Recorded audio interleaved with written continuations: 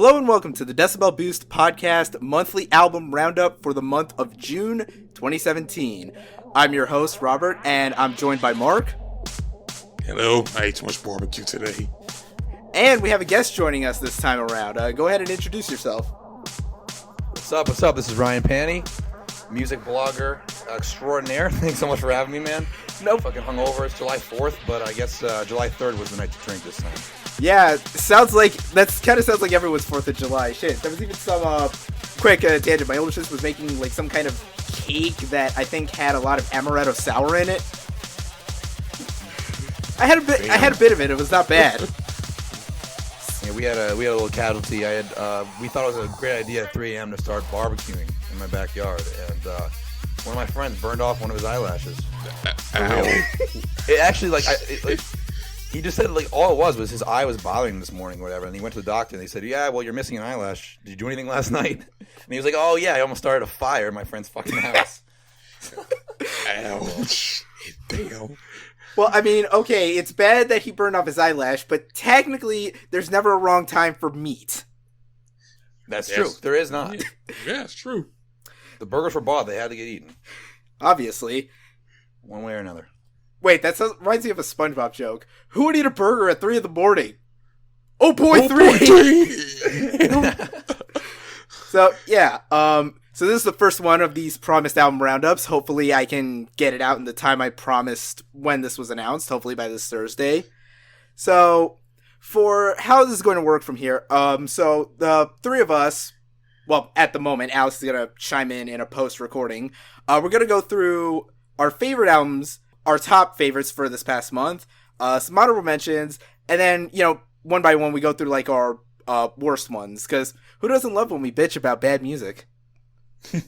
Oh, it's more fun than the good music, let's be honest. Besides, that's what brings in popularity on the internet. Negativity. Yep. The name of the game. But before we get into all that, I just want to give a brief recap and overview of some of the releases that came out this past month. So I've got them sorted here by sort of genres. So let's go in the order of pop, metal, rap, electronic, and then other. So starting from the top, some of the big pop releases. Katy Perry had a new album, Witness. There was a new Halsey album, of course. There was a new Halsey album, Hopeless Fountain Kingdom, which, oh dear God, Halsey. Also pretty trash. Imagine Dragons had a... Wait, how is Imagine Dragons still around? Like, I honestly thought they faded away after, 4 years ago. It's album number 3, man. I got a lot to say about it. I'm actually writing, tonight after this, I'm writing my YouTube review for that. Album number 3, man. They're still kicking. We, of course, had the return of much celebrated pop princess Lorde with their second release, Melodrama. And, of course, everyone's favorite meme, DJ Khaled, returned with a new album, Grateful. Although, let's be honest, it wasn't really his album, was it? Another one. Now, let's give a... Assad, yes. And now, overviewing some of the big metal releases from the past month. There was a new release from Adrenaline Mob, We the People. The long-awaited return of prog metalers Sikth with their third album, The Future in Whose Eyes. Prog metalers Anathema with their latest release, The Optimist. Long-standing death metal icon Suffocation with their latest release of The Dark Light. Symphonic black metal outfit Krak an Gren with Dance and Laugh Amongst the Rotten. Alternative metalers CKY with their latest release, The Phoenix. Gent band Volumes with Different Animals. Deathcore act The Acacia Strain with Grave Bloom. Goatwhore returned with their latest album, Vengeful Ascension. Dying Fetus have returned after 5 years with their new album, Wrong One to Fuck With. Jeez, I still hate that title so much. Crossover thrash act Municipal Waste with a new album, Slime and Punishment. And, of course, Stone Sour at the very end of the month with their latest release, Hydrograd. Now, moving on to some of the rap releases from the past month. Brockhampton released a new album, Saturation. This one technically wasn't a new release, but I figure it was worth noting. The 25th anniversary reissue of Ice Cube's classic album, Death Certificate. Mm-hmm. There was a new 2 Chainz release, Pretty Girls Like... Chainz. Yes. True. Of course, Big Boy, new album, Boomiverse. Mm-hmm. Young Thug with his weird R&B country thing, Beautiful Thugger Girls. New album from Bone Thugs and Harmony, New Waves. Wait, damn, that's a lot. This is doing shit. Apparently I so. didn't know about that Bone Thugs album. Yeah, holy shit. I completely forgot about them. Like, the only reason I remember their name is because, like, I know when I was like 10, I would go over to my cousin's house, and one of them had a Bone Thugs and Harmony poster on their wall. Never checked them out though. I know my They sister had that loves one. them. Yeah, I know my sister They loves had a song with Akon. I Tried. That was my jam when I was younger. That was like their second wave, though. I know they were really big in the '90s, right? They were on like the second Biggie record, right? Yeah, they were. Yeah, they were. I know they were like they were signed with Eazy-E's company or Ruthless, and I know. But they've been around like the '90s. I know my sister likes them, especially Busy Bone. Nice. Yeah, Busy Bone, Crazy Bone. They all have a bone at the end of their name, right? Bone or something. I don't know. Well, it fits with the motif. Why else would they be called Bone Thugs? They're Bone Thugs, and they got Harmony. Of course. Anyway, it's not a bad name, honestly. Right. Anyway, moving on. We had the return of the North Soldier himself, Vince Staples, with his sophomore album, Big Fish Theory. And of course, again, coming in right at the end of the month, a new album from businessman/businessman Jay-Z with 444, exclusive to Tidal. Which I don't have, so unfortunately I can't do it. Although, funny story, I saw this story that apparently he was hosting listening parties in, like, Sprint shops, and apparently there was one that was being hosted, like, I think about 15 minutes from where I live. Although I'm not a Sprint customer, so I don't know if they would have let me stick around. Wait, was Sprint the one where he released his last album on, or was that T-Mobile? It was. Wasn't Magna Carta on like some cell phone network? I think that was Samsung. Samsung. Yeah, I know he likes to have his exclusivity deals with phone service companies for some reason. But hey, I get next Jay-Z album is exclusive to Netflix. We'll see. Okay, anyway, there was also a handful of pretty notable electronic releases. A new album from Major Lazer called No Better. There was a new EP from none other than an Aphex Twin with the ever so memorable title of London 3617. New Bass Nectar album, Reflective. The real, I guess if you want to look at it that way, second album from electronic producer Comtrues with Iteration. And right at the end of the month, a new album from Washed Out titled Mr. Mellow. And just a quick smattering of albums that I consider other that I can't really say fit neatly into one category or another, or at least any of the ones I listed. We had the latest album from melodic hardcore act 100th called Rare. A new release from prog rock icon Roger Waters' Is This the Life We Really Want? The debut album from the Atlanta synth prog trio Arcadia, self-titled. The final and posthumous album from rock and roll god Chuck Berry, simply titled Chuck. A new band from Flogging Molly, who is still around apparently, called Life is Good. Hillsong United with a new album, Wonder. Jeez, does that bring back unwanted memories from my high school years? Yeah, in case you're wondering, I went to a private school for 7 years, and I am so sick of Hillsong. Hopefully I will never have to hear their music again. I'm just saying. We had a new album from Rise Against, of all bands, speaking of Blast from the Past, called Wolves. We finally had the debut release from R&B singer SZA called Control. The return of indie icons Phoenix with their latest release, Ti Amo. A new album from the band / permanent recurring joke on the Eric Andre show, 311 with Mosaic, Investigate. And of course, the second of 4 or 5 planned albums from Australian psych rockers King Gizzard and the Lizard Wizard titled Murder of the Universe. Is that actually what it is, 4 or 5 this year? Well, they're shooting for 5. That's what I keep hearing. Like, 5 they want to go for, but at least 4. Dude, that is like SoundCloud rapper output. That is insane. Damn. Okay, so a pretty eventful month as far as like all the big music releases, I'd say. Yep. Okay, so we're going to go in this order. So I'm gonna start off talking about, some various albums that I thought were worth noting, both good and bad. Then Mark, then our boy Ryan to round it out. Although we are gonna leave a gap for our boy Alex here, so. Okay, so let's start off with my top favorites, starting with the one that's been on my mind the most recently, Vince Staples, his second album, Big Fish Theory. Now, I really like him. He's kind of a eclectic, weird dude in a way. Like, you kind of think you could pin him down, like, when you're listening to his style, but then, like, there's always a curveball, like, especially with this album, like, the first time I heard it, I thought a lot of it was really good, but there was also a lot of stuff that was throwing me for a loop. You start off with, like, that really good opening track, Crabs in a Bucket, which kind of has, like, the sounds of what I assume is his native Long Beach. You know, just the whirling winds, the sounds of birds tweeting, and then there's kind of, like, the, you know, haughty female vocals of, I believe it's Kylo Kish, or Kylo Kush. I forget what that second name is. I think it's Kish. Yeah, Kish. And then he kind of starts, you know, going into his usual... He delivers some really good bars, like, in this song and, you know, across the album, but... right away, you kind of notice that it almost seems like the beat is sort of more the star than Vince himself is, which you would think is a little strange, because Vince has a very, like, outlandish, in-your-face kind of personality, but thankfully, he manages to, you know, keep up pretty consistent across the whole album. Like, his usual penchant for kind of this very nihilistic, jaded view of the world, especially when it comes to topics like, you know, police brutality, the way society keeps the black man down, and his own struggles with trying to find romance, are of course present as always, including a lot of somewhat interesting, like, religious allusions, which kind of, you know... especially in the song 745, which there's this constant line like, this thing called love real hard for me, this thing called love is a god to me. And there's other lines like that where, again, he's trying to relate, like, his own jaded view of the world with some kind of religious symbolism. And as part of the experimentation, okay, so on Summertime '06, there were some noticeable influences of things like, you know, there was some R&B stuff, there was...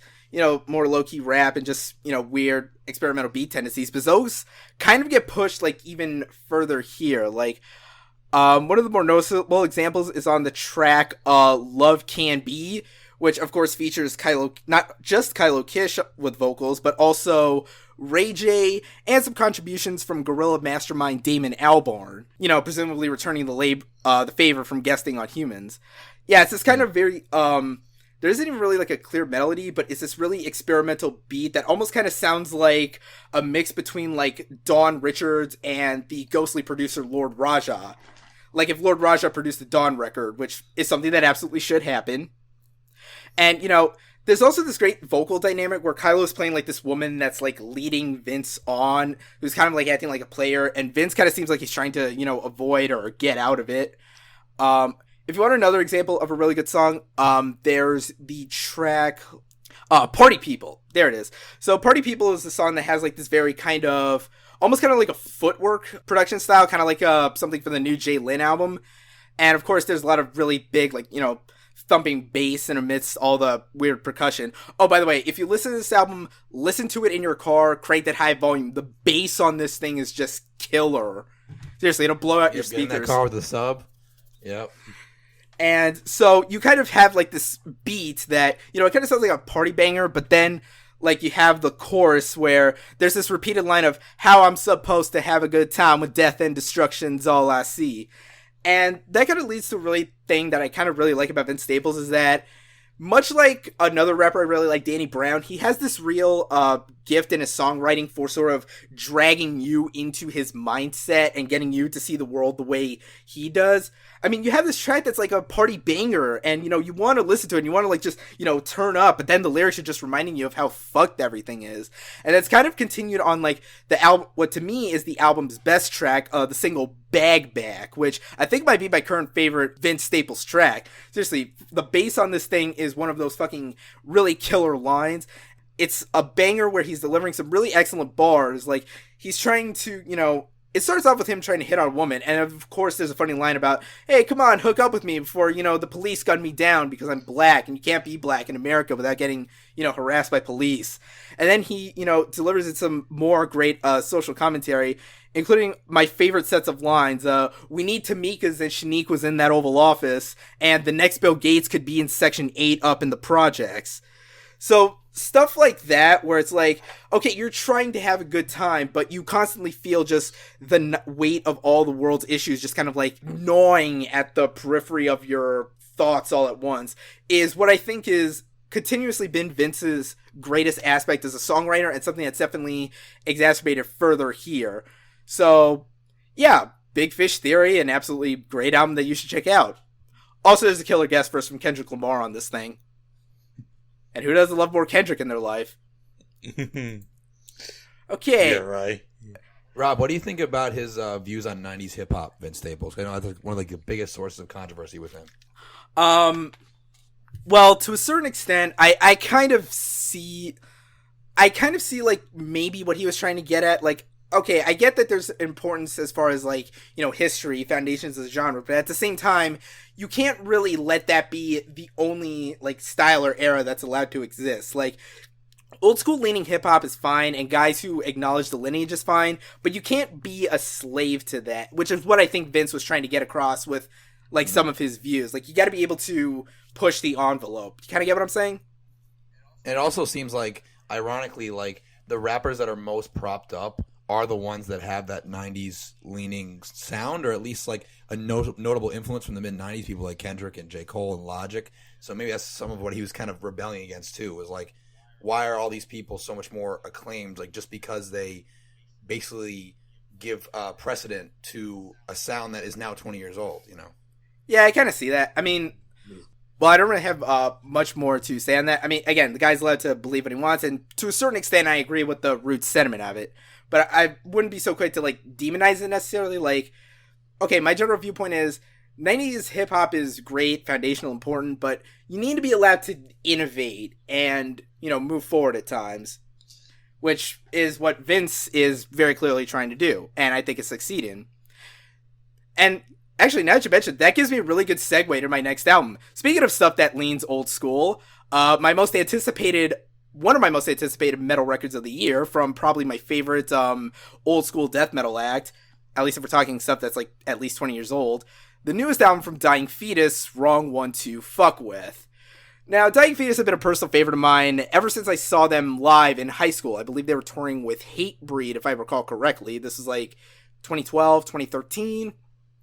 And I just had to check out all their stuff afterwards. And, you know, their sound doesn't really change a whole lot. I mean, okay, they had that brief, you know, period in the middle where their stuff was like, you could say really polished and technical. But then, like, their last couple of releases, especially 2012's Reign Supreme, was trying to, you know, stick with some of the modern production, but bring the songwriting tendencies back to some of their earliest releases.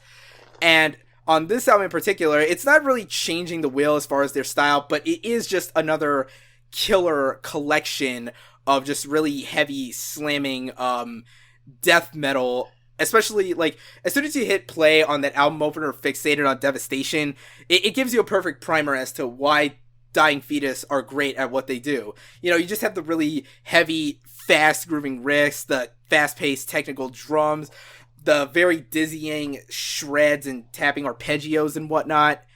And that just is the beginning. Every song afterwards is similarly an exercise in technicality and just, you know, holding down these really massive grooves. Especially like some of the rhythmic experimentation and like on songs like Die With Integrity or Stealing With Disdain, and like the building of certain songs, like how it could go into like these big heavy riffs and then it's kind of building to like just exploding with these furious shreds. Like, you can't, I'm kind of having a hard time trying to explain how good this is just because it's something I'm like just so used to. And yeah, it's just, especially the vocals, like John Gallagher's always been one of, you know, the best as far as like just, you know, deep guttural breeze and whatnot. Especially if you want the best example of his vocals, just listen to the track Seething With Disdain, you know, one of the killer highlights of the record. He just like bellows, and it's so massive, echoing just over just the chaotic instrumentation, like the thunderclouds over like a massive storm. It's just, this album, again, it's heavy, it's in your face, aggressive, it's Dying Fetus doing what Dying Fetus does. So, Too Long Didn't Read, it's an album that's as awesome as its title is terrible.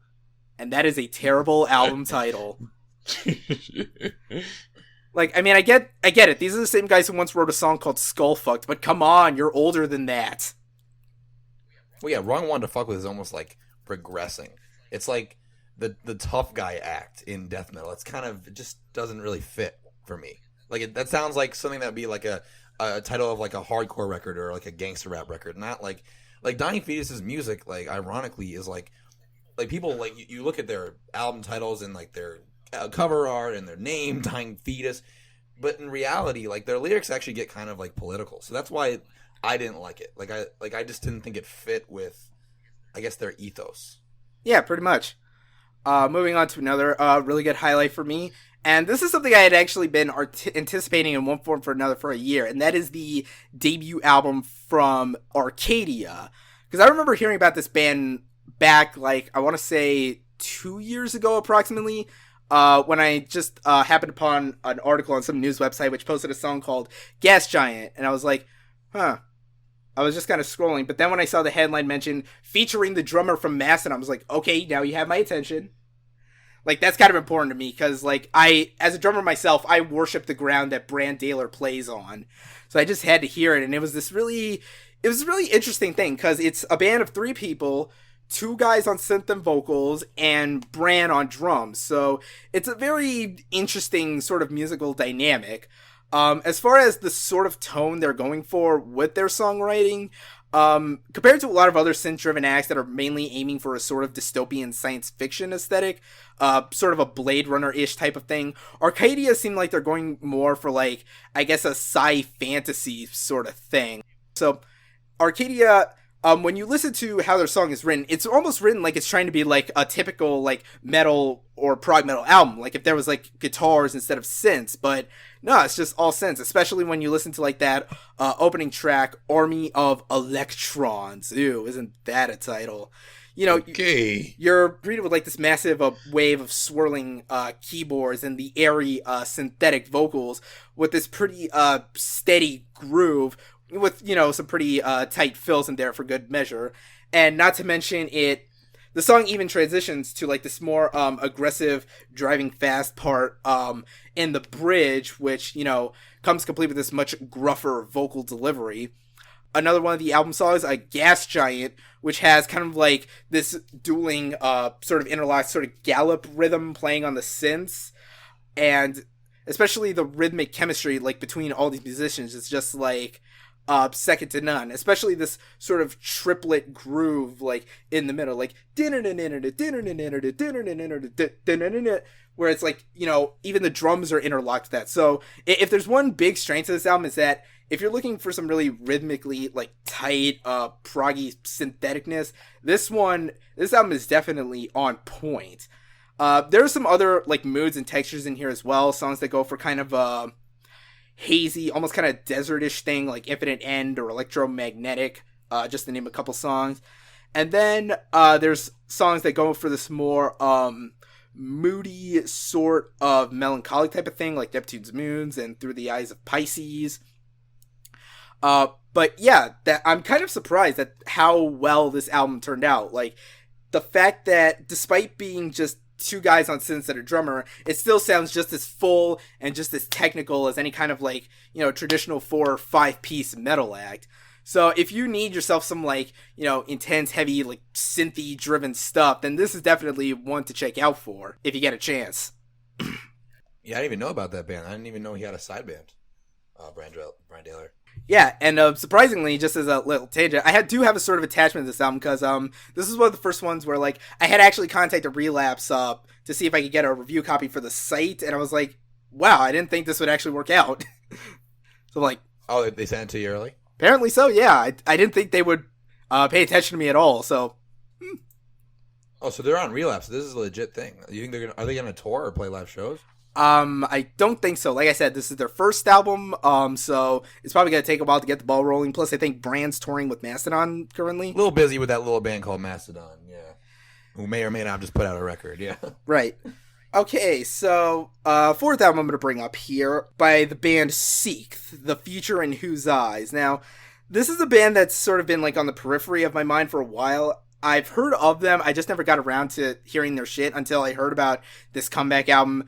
And I remember when we talked about the first single on an early episode, on a main episode of the podcast, I was kind of impressed by, like, the technicality of it. This kind of reminds me, okay, since I know this band's been around since, like, the early mid-2000s, this band almost strikes me as, like, the transition point where, like, gent as a genre sort of went from Meshuggah to, like, Periphery. This would be, like, the midpoint, sort of. And I was kind of intrigued by just the technicality of the actual song, but I was sort of confused by the vocal style. Even though I know this is a different vocalist from their founding vocalist, there was something really weird and, to be honest, really wacky about it. Like, it sounded like a mix of, like, Rhodey Walker from Protest the Hero, Barry Donegan from Look What I Did, and some of the really corny Devin Townsend material, like Ziltoy the Omniscient, like the vocal style on that album. And so when I actually sat down to listen to the album, I was, expecting that really crazy vocal delivery, just kind of all over the place, kind of like a cartoon character was singing this, but I actually kind of got used to it eventually and found myself really liking it. Maybe it helps that I eventually got around to the other Sikth albums, which apparently do have a similar vocal dynamic. There's a lot of, really great, weird vocal performances on this. A lot of really great shredding technicality and some really tight grooves and spots. Like, if you want some examples of some killer grooves, there's the opening track and lead single Vivid, the third track, The Aura. Also, my favorite track on the album, No Wishbones. Just that really, driving steady groove that almost does kind of remind me of, like, I almost want to say Periphery, like, on the Clear EP almost, like, with that particular style of groove. And there's also some really great, shredding, just blistering technicality moments, like on Golden Cufflinks or Rills of Humanity. Yeah, this album is just kind of, from front to end, crazy. But, good crazy. Not much more to say on that. Just, if you got... How long was this album? I think it was, if you got 45 minutes to kill, and, some cash lying around, go get this album. It's a pretty good, prog metal record. The way you described, like, the mix of those three vocalists made it sound so unappealing, but the way you kind of, like, explain why it works, now I gotta check that thing out for sure. Okay. But I was thinking those three vocals together would just, like, not work.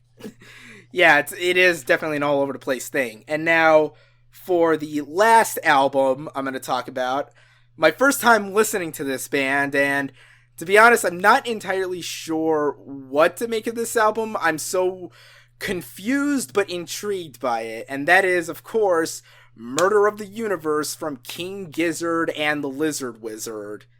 Now, I'll admit, I only checked out this album because I saw one of my favorite YouTube music critics, Crash Thompson, tweeting about it once, and he was like, this is one of the grossest albums I've ever heard in my life. And I've listened to, like, grindcore, and I was like, okay, I'm intrigued. I have to check out what could be so obscene. And, well, this album certainly is something. Now, just a quick check. Ryan, we were talking earlier. You said you know a little bit about King Gizzard, right? What about King Gizzard? Have you, listened to them, at any great length at all? Not just the last record, really.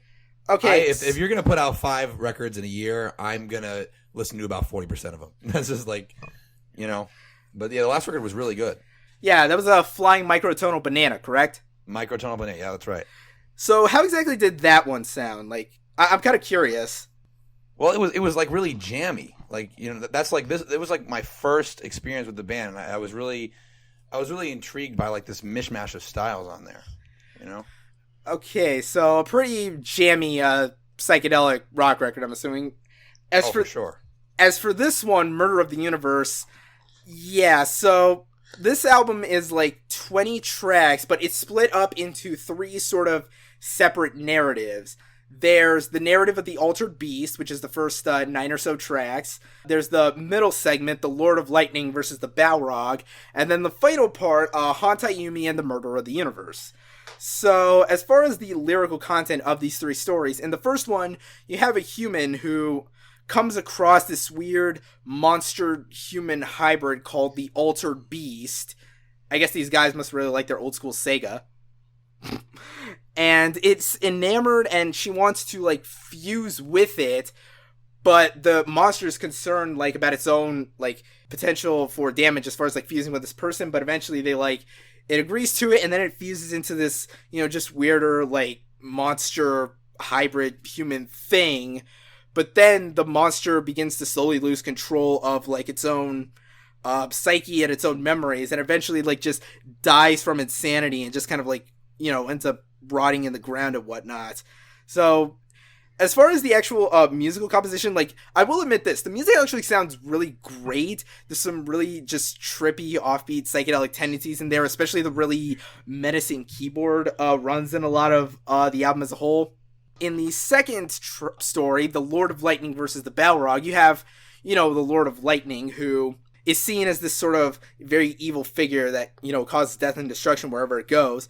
At one point, it eventually throws down a bolt of lightning on a dead corpse, which causes it to evolve into this creature called the Balrog that begins terrorizing, innocent villagers.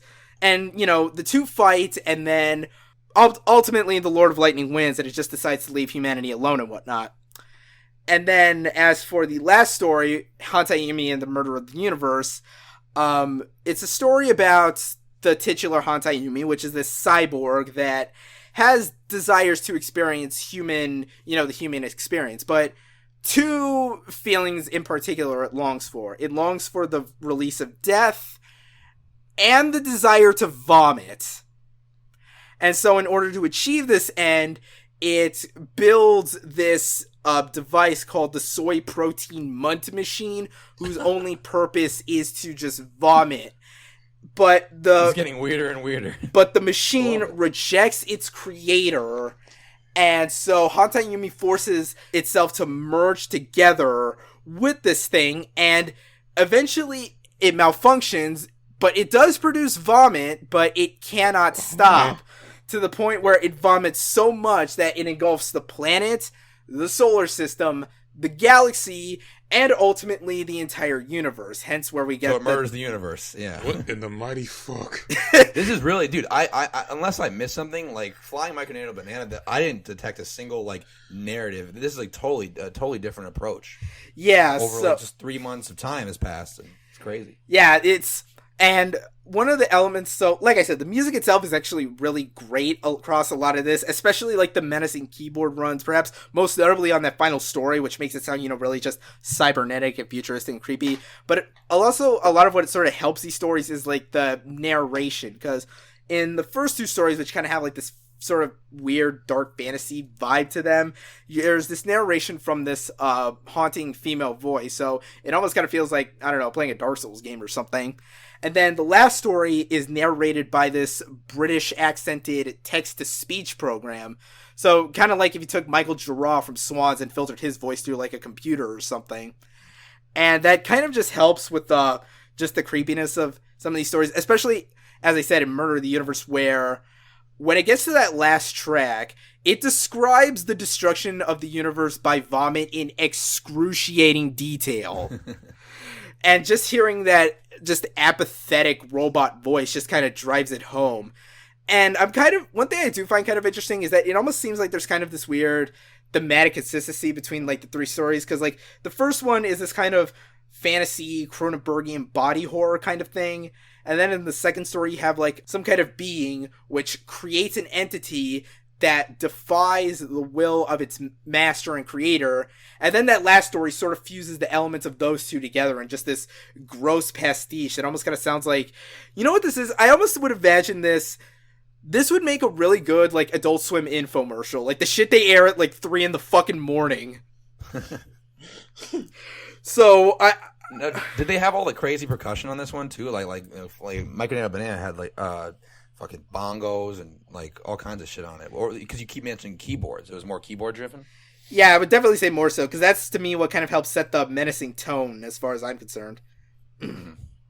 So yeah, that's what album was certainly an experience. I'm not sure when I'll get around to the rest of the discography, but it's certainly got to be more normal than this at least. But like I said, I'm fascinated by this album. Maybe sometime later I'll decide how good I think it actually is. But sounds like you're gonna need a lot of time to digest that one. Oh God, don't use the word digest. Yeah, I know. Pun intended. Okay, so that was my top 5. Now just a quick glaze over some honorable mentions. Rise Against Wolves, a band that I never actually listened to much outside of a few singles. So this is actually my first full Rise Against album, I think. It was a pretty good release, and of course Tim McGrath or Tim McGilrath, I'm not sure how to pronounce his name, but his vocals are of course as immaculate as ever. One of the Other albums, the new 100th release, Rare, one of those very jarring stylistic shifts where they went from melodic hardcore to a more heavy shoegaze thing a la Nothing. But I know some people who didn't like it, I actually think it really works here. Like, there's a lot of really intensely melodramatic songs that you could just kind of vibe out to. Of course, the latest release from Goatwhore, Vengeful Ascension. It's Goatwhore, so, it's good. The Acacia Strain's newest release, Grave Bloom. As someone who thought the last two Acacia Strain albums were kind of lacking, I am so happy they finally got back to form with this new one. Man, it's good for them to be back. And of course, last but not least, not technically an album, but a soundtrack. The excellent new soundtrack to Edgar Wright's latest cinematic opus, Baby Driver. The finest collection of classic rock, R&B, and soul music that you're likely to find outside of a Guardians of the Galaxy movie. Seriously, if you haven't seen that movie, see it. It's great. I'm trying to. Like, tomorrow, I'm planning to see that. Nice. And then, of course, I only have 2 albums as far as ones that I thought were the worst of the month. So, starting with Volumes, their new album, Different Animals. Now, this band was only ever okay to me. I mean, I kind of saw what they were doing as far as, like, taking the gent style into a more, like, hardcore, Warped Tour friendly kind of aesthetic, but it was solid enough at times, if a little dull.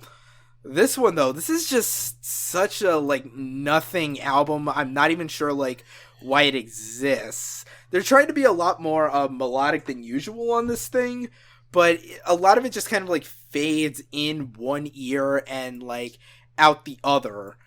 But there was one song in particular that stood out to me for pretty much the wrong reasons, and I'm trying to actually find the name here. It's a track called On Her Mind.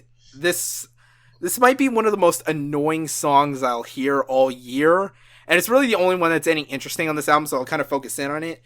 It's a song that, even though being one of those, like, very heavy, like, gent tracks, there is some rapping on this thing. And at first when I heard it, I was like, bars. Wait, is this the guy from Hacktivist? I thought we all agreed to pretend that band never happened.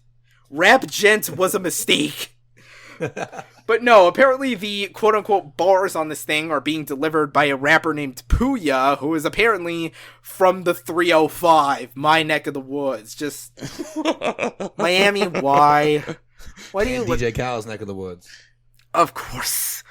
But yeah, this song, it's this really bland, gent riff, combined with just obnoxious screaming, and of course, the quote-unquote bars from this guy who seems like, okay, he's trying to have a good time, presumably cracking open a cold one with the boys, but I guess he's trying to keep track of his girl or whatever, although he seems like he doesn't really want to, and...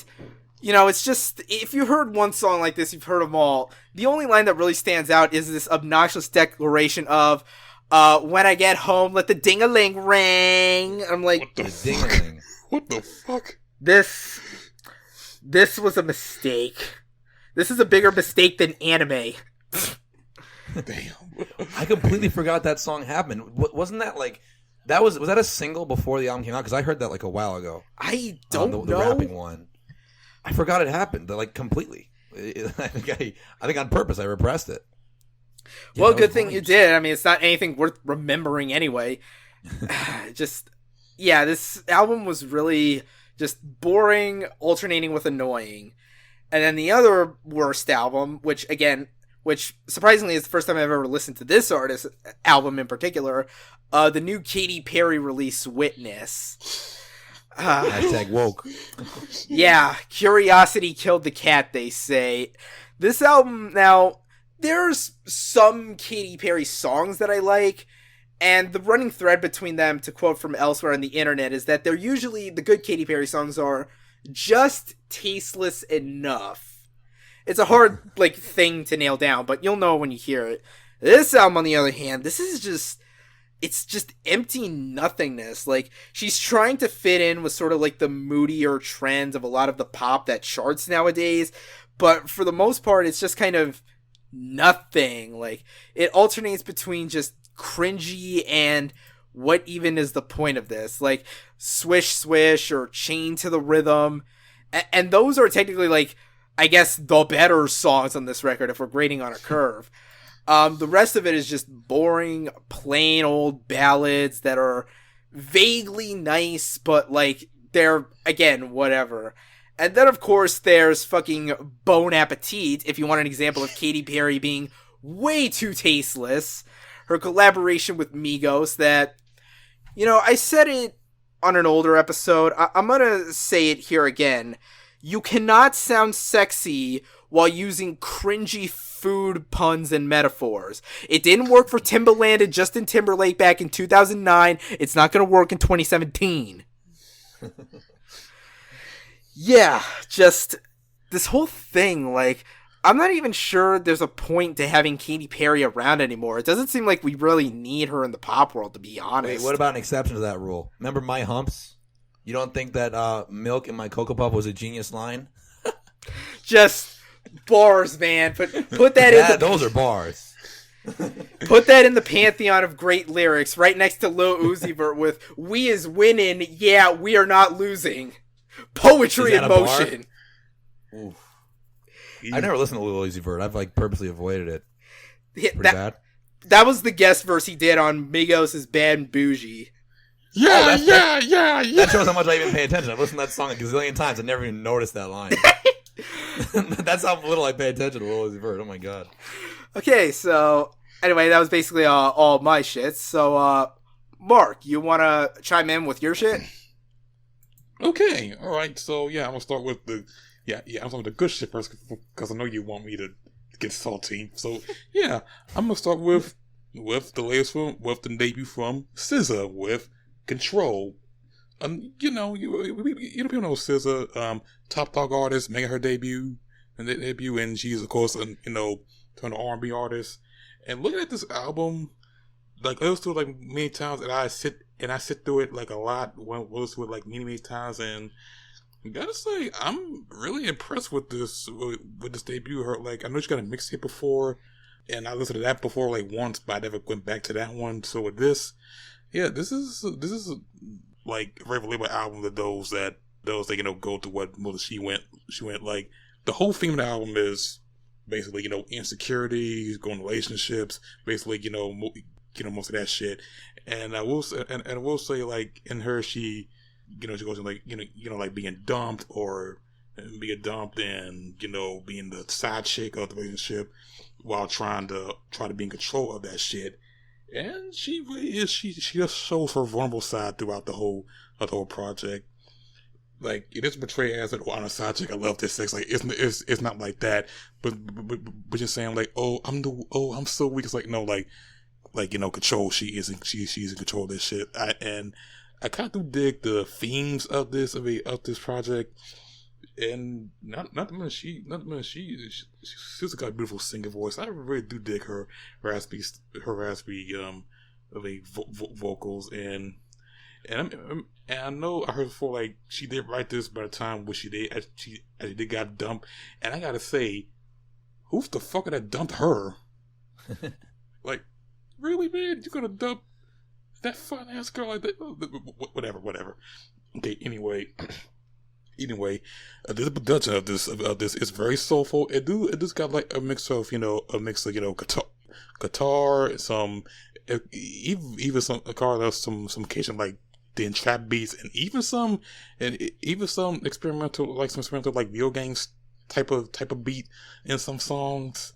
I will say my favorite songs out of the album, I really do love Galore, and especially with Travis Scott. Like okay, like he does fine here. Like I really do like the song of that. I love Doves in the Wind with Kendrick Lamar. Man, as that theme of that song is, pussy is power. As in people will do anything to get pussy. I find it funny when the Kendrick goes like going with the pussy, and then all that shit. But anyway, aside that is also another fun track. Also like this other song called The Weekend, where she does go on about how she see this guy only on the weekends. Like she wants him on the weekends. Like the weekday you can go where you want, but as soon as your weekend, your dick is mine. I don't know why I say it like that. But yeah, like I said, like some singles, like I did like the singles, Broken Clocks. I'm actually digging Dewberry Moore a lot more than when I first checked it out. Anything is another great highlight of mine, and I will say this, like for the interlude Wavy, that one I really liked. I wish was longer, cause with the whole production sound, so like I was like, man, I wish this was longer. Damn, like the cover, that one track I like that I wish was longer, and then we got this another joint here with another TDE artist, I say Rashad, called Pretty Little Birds, which of course she sings about how she's like a bird, but always in the wall, like some shit like that, it's a metaphor, shit like that. Which is like, okay, that sounds good. And the closer track, 20 something. It does for the whole, like, how, when you're lonely in your 20s, you figure out how the fuck gonna, how it's out in this world, and 30 is very close. Like, if you're in your mid to late 20s, which, come to think of it, fuck, that's almost me right now. Don't think about it, dude. Age is a state of mind. I know. I'm just saying, like, But yeah. Anyway, this is a solid effort from SZA. Definitely, it's definitely one of the few R&B albums that I like this year, alongside Thundercats Drunk and Sampha's Process. This is a very solid effort. I actually tempted to go back to listen more for earlier stuff. I mean, I don't know the other one, but yeah, this is actually very solid project. And I say yes, SZA, you definitely did your best here. And I really like this. Cool. So anyway, going on the next album. Well, I'm do like a short version of this since Rob. Well, should I talk about since you went on about Big Fish Theory? I mean, should I just like do a quick version of that? Sure, go ahead if you got anything else to add. Oh yeah, okay, yeah. I will say that, yeah, Big Fish Theory. This be a flop project from Vince Staples. Like I always been interested in to learn more about him. And like I said, the songs are good, the production is fine, and I will say the production is actually the most interesting about the project, because the more I look into who produced this, because I looked at who produced this, and one of the names I've recognized was Flume. The guy that won a Grammy for his album Skin, which Vince Staples did appear on, along with on a track of this, which I'm like, oh, okay. I like the fact that he doesn't want to box himself in. He wants to go for different shit. That's what I really dig about the guy. And I know some people are either gonna be split about this, but for me anyway, I actually fuck with the project. Like, solid. Yep. I think it really does need to be like more hip hop EDM crossbreeding, because when it works, and when it's terrible, it's terrible. Like I always tell people, my least favorite song of all time. There's an album by Calvin Harris called Motion. It has all those hits on it, like Outside, Summer, all those hits. There's a song with Big Sean on there called Open Wide. It is actually my least favorite song of all time. But like that being said, when the hip hop EDM thing works, it's fucking sick. And that's all. I had no idea Flume was on this record. That's pretty cool. Yeah. That's very interesting about that. And since you mentioned Calvin Harris, the next album I'm talking about, like, briefly, is his new album, Funk Wave Bounces Volume 1. Reason why, because a few months ago, he released a track with him, Frank Ocean, Migos, called Slide. And you're wondering, this sounds like something we wouldn't expect from Calvin Harris. That's why, this is something very new, to at least what I'm hearing new from him. He says he's making an album of this with 10 tracks, featuring such artists such as Schoolboy Q, Drum, Travis Scott, Snoop Dogg, Kalani. Oh, and there's Big Sean too. And Speaking of the devil. Yeah, well, actually, I will say this for the most part, but I actually enjoyed this. I actually really enjoyed this. It is basically like a very groove heavy album. It's definitely like something you will put on parties, something easy to dance to. Like it's actually kind of a good. I mean, the good background party music, or like if you're maybe you're in an island or something like that. Dude, Slide is one of my favorite songs of the year. I love when like I actually love a song that's also like commercially successful because then you get to hear it a lot and it's like a nice break from all the shit. And you have like a radio on or whatever. I love that song. Oh yeah, definitely Slide is definitely good. Also love Cash Out, the song you did. Schoolboy Q dropping Point Next Door, and I was surprised, and it's something good. Because I'm not a Point Next Door fan because I find stuff kind of droning and that. Yeah, like most of these tracks, I really do like, with some exceptions. Like, I did not like "Skirt on Me" from Nicki Minaj because I thought the beat sounded wonky. It sounded like a guitar being fucked by a guitar being fucked by some fuck by something. I just being fucked. Yeah, and there's some tracks I thought I do like. Although I'm questioning myself in liking it, like Heat Stroke, okay, with Pharrell, I like him in it. Ariana Grande, I like her in it, and then I thought, wait, is that Young Thug? He sounds audible. He sounds like I know what the fuck he's saying. Dude, he's everywhere with the features this year. It's crazy. Yeah, like I noticed that on that song. It's like, okay, he sounds good. Then back to the swanky Young Thug we know. Like, okay, that check's very good too. Like, I like that. Do you have Rollin', which I like Khalid's voice, although like I said, I'm not a Future fan at all. But it's like, well, it's his most tolerable track. Although he did say himself, he gotta be on coding to get what the fuck he's saying, and yeah, I don't get what the fuck he's saying. And then we got Holiday, with Snoop Dogg, John Legend, and Takeoff from Migos, which is like, oh hey, and I thought that track's pretty solid too. And Takeoff, he didn't do too bad here. And I'm finna this off like that, like Feels, the one with Katy Perry, Pharrell again, and Big Sean. Like, that's alright too. I didn't really go for that much, to be honest. Faking It with Kalani, I do like it. Then I realized, oh, there's Lil Yachty on there too. Lil Boat himself. Yep. And, well, I say this for this. Well, like I said before, Kalani works with a lot of rappers I don't like. Well, him and G-Eazy. Well, I both say this, at least Lil Yachty is endlessly bad, while G-Eazy is just boringly bad. You don't like that song, Good Life? Oh, God. Oh, God. You don't like You a little bit of pop rap? A little bit of 2011 throwback? Shitty Bang? Pretty much amazing? Not from that motherfucker. Not from that motherfucker.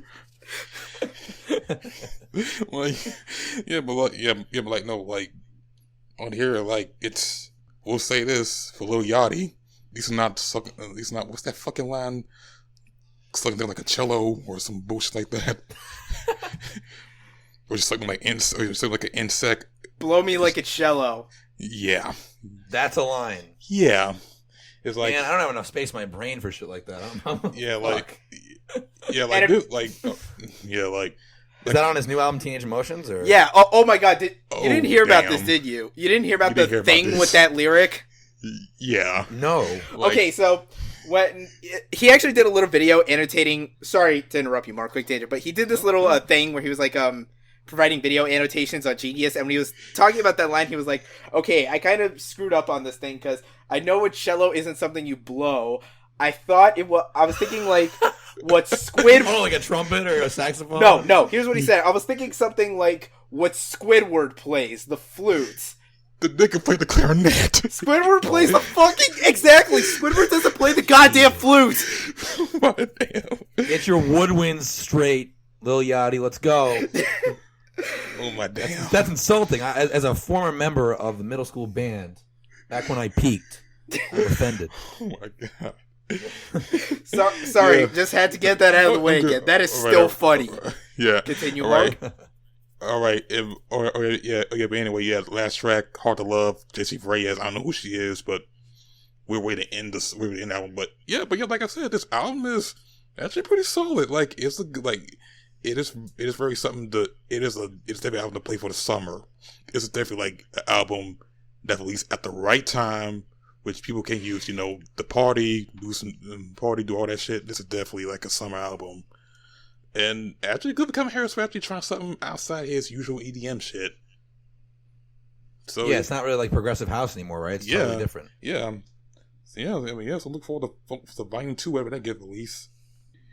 And now I gotta give 2 honorable mentions. Big Boy's Boomiverse, which it's some good Southern boom shit I'm hearing from him. Like this is like something you would listen to when you ride out, maybe have a Cadillac or something like that. Like it is like some good shit from him. Like Jill Kill, Jill Kill, Kill Jill. Kill Jill banger. I'll also mention that Killer Mike is featured in 3 songs. You get to hear with that and the one with Corrupt Mateman like that.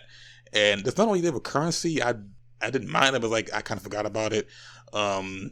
Mike Jack, which I thought, Adam Levine. Yeah, him. What the fuck? Wow. I mean, at first I thought it sounds groovy. Like I think he tried to put some pop rap shit on it, but I mean, it sounds alright. I just didn't think you think Adam Levine, even though he did feature Sleepy Brown on it and some other guy, which I thought they sounded good too. In the South was presently good with of course first from the late Pimp C. And R.I.P. Yep. And I know Snoop Dogg was on the track, and I gotta say like this is a good album to ride to. It's definitely something. It's definitely like good riding music. Dude, Big Boy's one of the most underrated MCs. Yeah, don't get me started. Yeah, Sir Luscious was like one of my favorite albums that got me back into the genre. Because I kind of fell out of favor with hip hop for a couple of years. I fucking loved that guy. Because usually Big Boy be overshadowed by Andre 3000, and they're both great. I just feel like Big Boy got some stuff too. Big Boy got still in the game and all that. Yeah. And I know people are waiting for an Andre 3000 album, even though I think that ain't never gonna come. He might drop a verse here and there, but it's like he might hide in his cave or some shit. That guy is fascinating to me, dude. Like how he drops like a guest verse and like the world shuts down. Yep. Like what other rapper can you think of that like will come out of nowhere with one verse and it's like there's like 5 fucking blogs covering like dissecting everything about that verse. Like it's unbelievable. It's really cool though. Like, I mean the guy's earned it, you know? Oh definitely. Oh definitely. All right. Okay. Yeah, so yeah, that's it for that. And we got one okay. I got one last I want to mention. That's Come Truce with Iteration, which I will say, like I said, it's like I do dig some of it, most of it.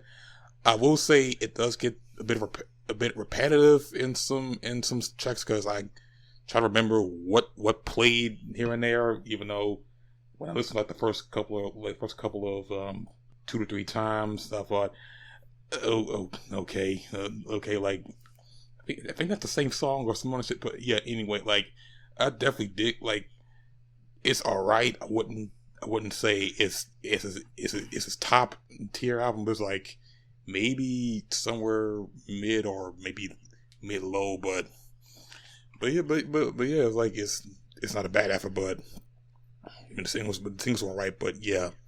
Yeah, I kind of thought the same thing because when I reviewed it for the site, I was like, there's some good songs here, but the songwriting kind of tends to like be repetitive to the point where everything just kind of like bleeds in one another. Yeah. This doesn't really hold a candle to that Silicon Tear EP that he released last year. Yeah, pretty much. Although we'll say for one track I did like it'd be the second one, and the second track, which name I can't fucking pronounce, is Imperamina. That it's the one track where at the end it calls all distorted. I just like that moment in there. At least the one track that second track. But yeah, like that. The album is okay. And now, the moment get salty on us. The moment we all been waiting for. I'm going to talk about this. DJ Khaled, Grateful, his 10th studio album. We the best. That wasn't a good DJ Khaled impression, but I tried. So yeah, Congratulations, you played yourself. Yeah, it's hard to do. It's like deceptively hard to sound like DJ Khaled. So yeah, this is just his 10th album, and this time, what's special about this album is it's produced by his own son. Yes, Assad Tuck Khaled is the producer of this album for some reason, and this album is 87 minutes long. Although apparently I heard it was a double disc for physical copies, so it's like that's still too long. And the more I try to listen to this like either like once or twice, because I have to make some special time, or at least dividing the sections. And this is a hot mess. This album is a hot mess. Dude, 87 minutes, that's longer than Views, and I thought Views never ended. Oh God, don't remind me of Views. It's longer. I'm pretty sure Views is like an hour 21 or something. So this is an album that is longer than that. And I just remember feeling like that album would never end. It's never end. Like basically DJ Khaled's formula is just basically like he puts the singles in the first few tracks, then all the other shit in the middle. It's basically the same formula he does every time, and it's the same sample, only except this time it's worse because it's longer. At least Major Key only has like 14 tracks. This has 23, and there's no Kendrick Lamar verse in here, so we're pretty much doomed. Like Holy Key was fire. So we got like the opening track, I'm So Grateful, which features somebody named Sizzler, not SZA, which that confused me too. Which is like, it sounded like some African tribe beats. It's like, okay, I can dig the thing he said. I saw, like, motherfucker, why are you in the song? Damn it. We know your song. We know your son. We know your son's the reason why you did this. Which, okay, fine. If I get you, like your son, but damn, it gets anyway. Like, so yeah. Anyway, I'm gonna get the first 4 tracks out the way quick because the singles were just Shining, Beyonce and Jay-Z. That was alright. I mean, I didn't really hate it. To the Max featuring Drake. Yeah, no. I will say it's better than For Free, but that's not saying much. Wild Thoughts. It's basically Maria 2017. Like, as to it, it's like, okay, I mean, like, how last year he made that Do You Mind song, which is basically Lovers and Friends 2016, except... Yeah, Nicki Minaj, Future, who else was on that one? Rick Ross, Chris Brown, Jeremiah, August Alsina. Yeah. I actually like that song. Guilty pleasure. All right, man. That's you. I mean, you do you. But with Wild Thoughts is like, it's not a bad song. I just wouldn't go back to it as much. I didn't really feel nothing about this one. That's just me. It's like, I could just, alright, sounds fine. Rihanna sounds fine. Bryson Tiller, I don't care about him that much, to be honest. And then we got On The One with Justin Bieber, Quavo, Chance the Rapper, Lil Wayne. We talked about this on the podcast. I don't really care for it. I would say Quavo and Chance might be the only good features on there. I don't care if Justin Bieber and Lil Wayne. Just fuck it up. Okay, so yeah, got out of the way. Let's get on to the singles, like the other song release on Everything, which features Travis Scott, who appears in this more than once. Rick Ross, again, appeared more than once. And Mr. Big Sean himself. And the one thing about the song is it samples something called Under the Song, because the way it was like, under the song, like some shit like that. Which, okay, I will say this. Big Sean, you trying to come at Kendrick, you didn't do it all that well. You kind of fucked up on the verse. And Rick Ross, is Rick Ross, blah, blah, blah. And Travis Scott doing the hook, which, okay, yeah, you're not get him later on as of now, because next track is called It's Secured, this time with Nas and Travis Scott, which is like, that is the weirdest combo I heard in a song. It really is. I'm worried about this next Nas album. Like I'm hoping it's not like Travis Scott, Migos, all these guests that don't really fit with his sound. You know? Yeah, and also speaking of the album, Nas, why did you, I say I know Nas album was done, but is it done, nigga? Is it really done? Really? It was a year ago now that he said that. Yeah. Yeah, with that track, like Nas, like he's decent on the track. Like I can dig his verse. Like his verse, like it's a okay song. Although like Travis Scott, who will say his singing voice, he sounds like Lil Yachty, to be honest, and that's not a good thing. And I can tolerate Travis Scott, but not like this. And then the weirdest track came on with Hallelujah Interlude by Betty Wright, the singer who did Holy Key last year. Was like, am I at church now? I feel like I'm at church now. Which that gospel thing is really becoming like a trend in hip hop. You got Kanye's record, you got Chance's record. It really is starting. Kendrick's last record was kind of spiritual, even though it didn't have like gospel sounds to it. It really is interesting to see that make an appearance. Yeah, that's true. And then it's gonna be got Nobody with Alicia Keys and Nicki Minaj. And I gotta say this, I did not dig Nicki Minaj's verse in this song. I thought I thought her verse was horrible in here, cause she talked about, because basically she could talk like the same shit this year, like I made it big, I'm this blah blah blah, I'm the best, whatever the fuck, I don't care.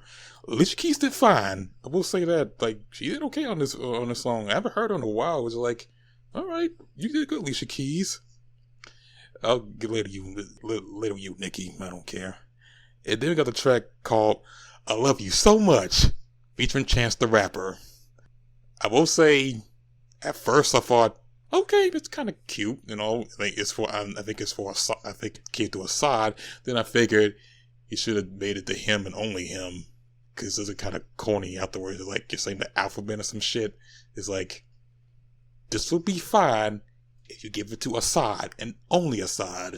Like, I mean, if you want to, I mean, don't get me wrong, Chance. I like you, even though the last few days you kind of disappointed me in some things, especially the MTV thing, which, I'm gonna get out of the way. But yeah, it's a song that it sounds a lot happy, very happy, but to my taste.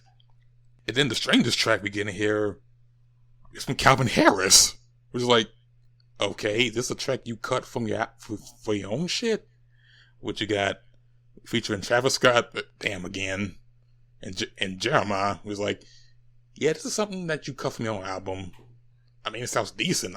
It sounds decent, but it sounds like a track that you said, like, you know what? I'll give DJ Khaled. You know, here you go.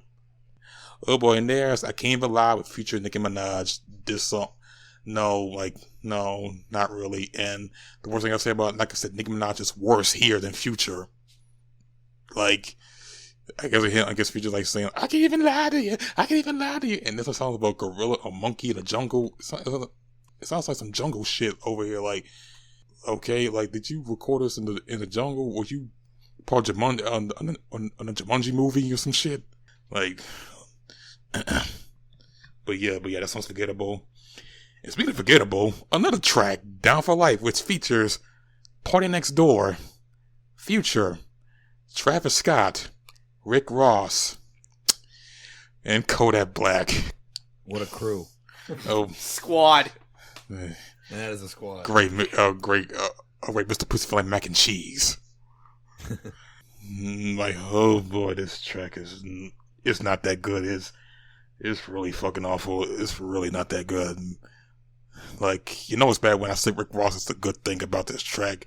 I didn't care for Part Next Door. I didn't care for Future nor Travis Scott. And Kodak Black, well, yeah, not that good. I will say it's not as bad as that song he did last year, which he called Pick These Hoes Apart. Which, yeah, that was garbage.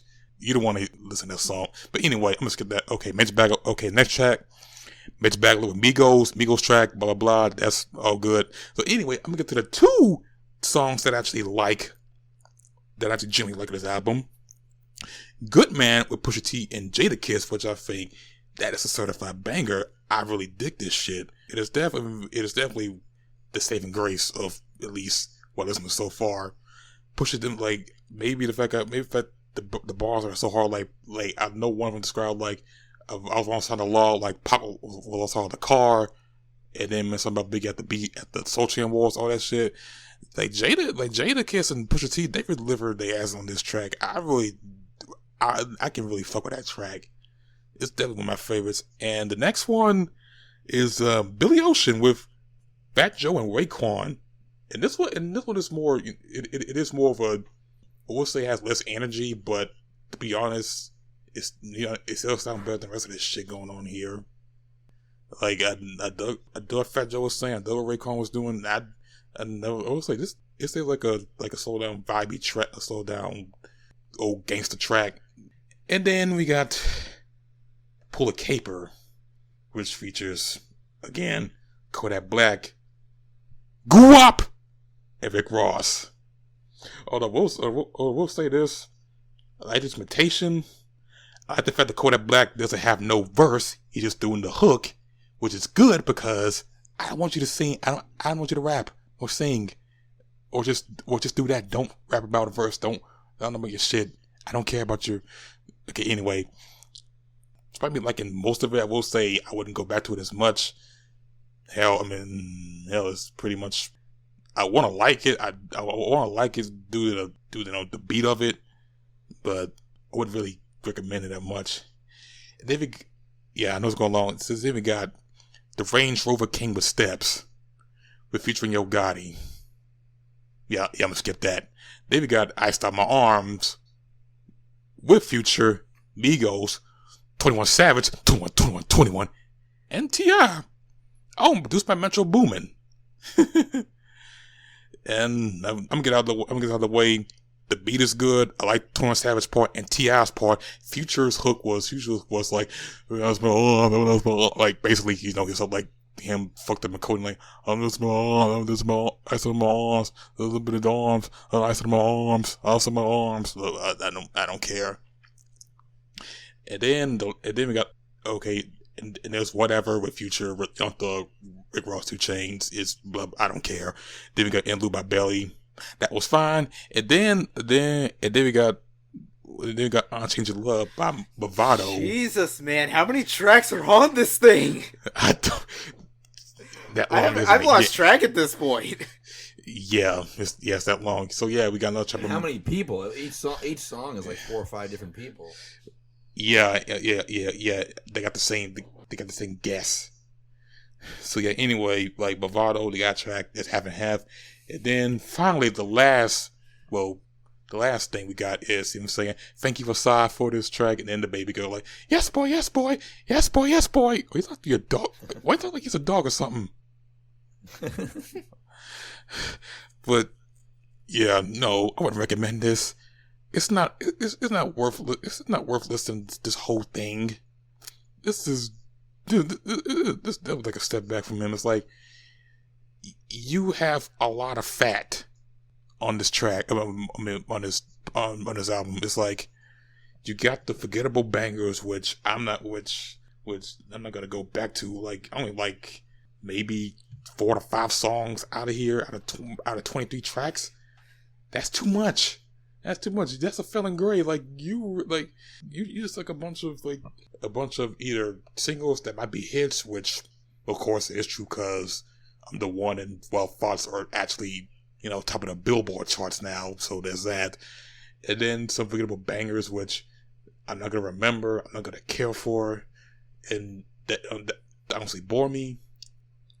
Why you got some decent joints in there? It's not worth the whole album. I can just go to Spotify and just get those songs, and that's it. I don't recommend this. Don't buy this. Don't even like. If you want to stream it, don't get the whole album. Just get some tracks you like.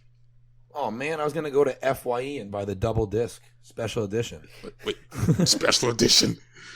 I was gonna hit up my local record store and see if there was a vinyl copy. Yeah, get a little vinyl action. Oh, with 20 bonus tracks. Oh god.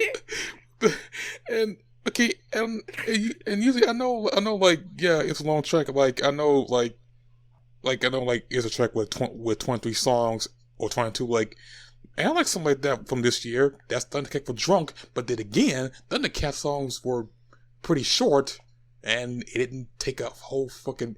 It didn't take the length of a comedy movie.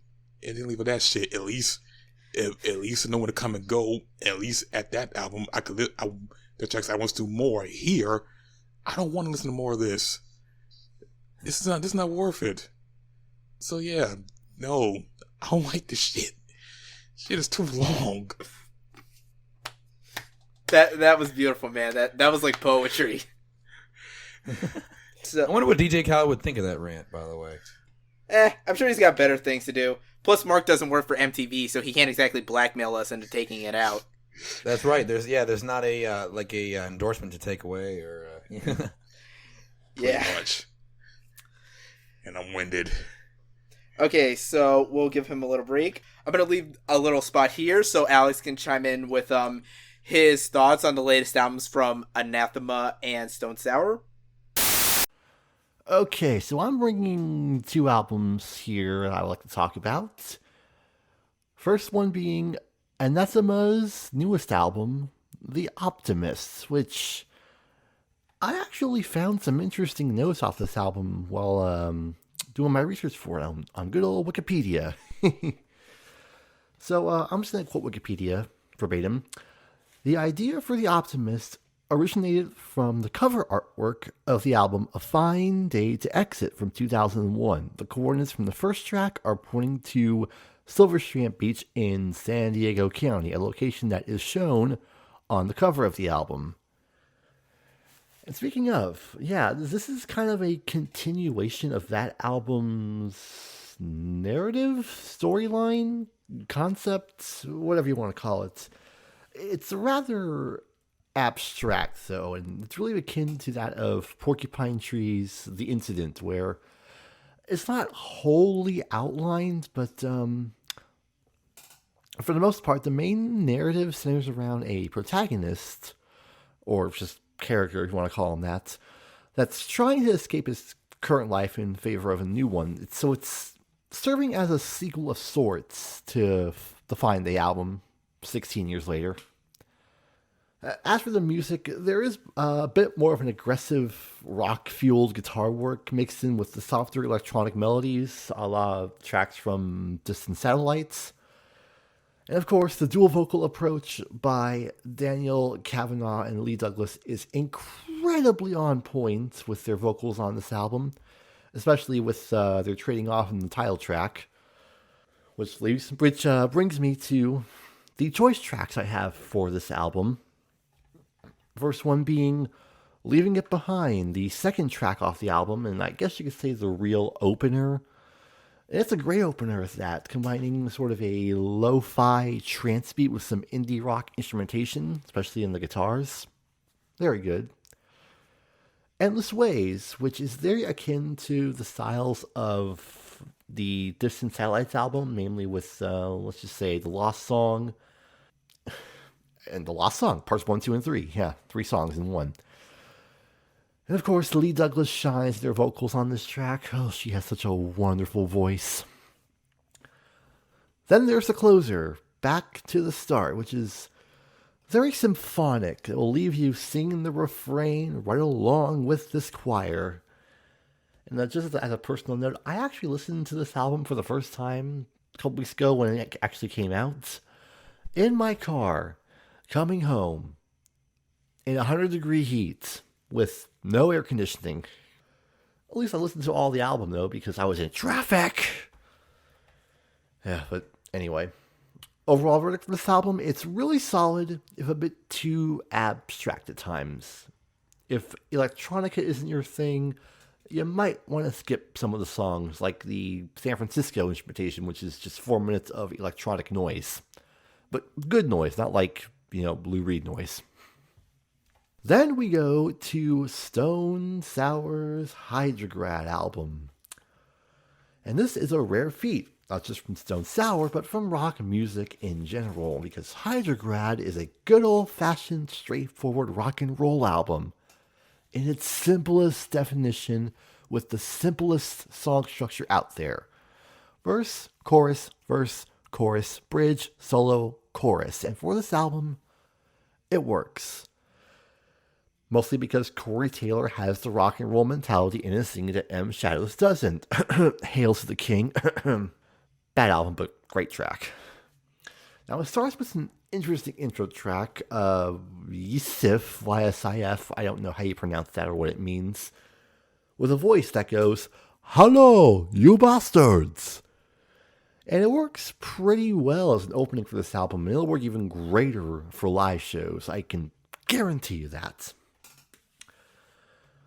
One big downside I have for this album, though, 15 tracks feels like too many, and some really could have been omitted, like The Witness Trees and Saint Marie, the Every Rose Has Its Thorn of this album. And on that note, the track Mercy doesn't really mesh all that well in terms of its own stylistic choices. Although there is a good little drum fill in the bridge section, so, good on that. I actually have 5 choice tracks off this album instead of the 3 I had for an Estima's album. The first one is, ironically enough, song number 3, which it's simple and catchy. It's perfect for rock radio, yeah, but I just can't help but get into it. That video is awesome, too. Then there is Friday Nights, which is probably the most emotionally diverse and thematic track of the album. There are heavy parts in there, and soft verses, a heavy bridge, and a clean piano-laden outro, and they managed to make all of that work out pretty well, so, yeah, good track. Whiplash Pants, if you want some Slipknot-style vocals from Corey, that's super aggressive, "I'm gonna kill you!" Wow, that was a terrible impression. I'm not a comedian. Yeah, good vocals from Corey on that track. And there are some killer guitar solos in that one, too. My God. Then there is Somebody Stole My Eyes, which I promise you the double bass intro in that song will put you in immediately. Guaranteed. Voice crack. Then the verses will have you swaying your head. Not quite banging, but it'll move back and forth in time with the tempo. You know how it goes. Then there's the last track, When the Fever Broke, and it's the longest at 6.5 minutes. And it's a lot moodier than the rest of the album, being a downbeat, lamenting ballad, which is really akin to the Vermilion tracks and Snuff from Slipknot, with a lot of remorse and laments in the lyrics and Corey's vocals. It's a hard left turn from the rest of the album, but it doesn't make it lose any points to me. And I probably wouldn't expect any Stone Sour fans to dismiss this song either.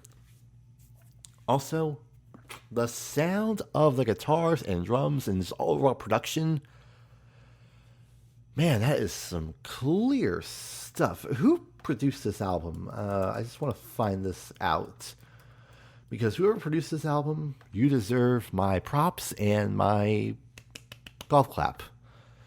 Okay, Stone Sour, Hydrograd. Who produced this? It was some guy named Jay Rustin. What else has he produced? Yeah, it probably doesn't matter that much, but it's worth looking up.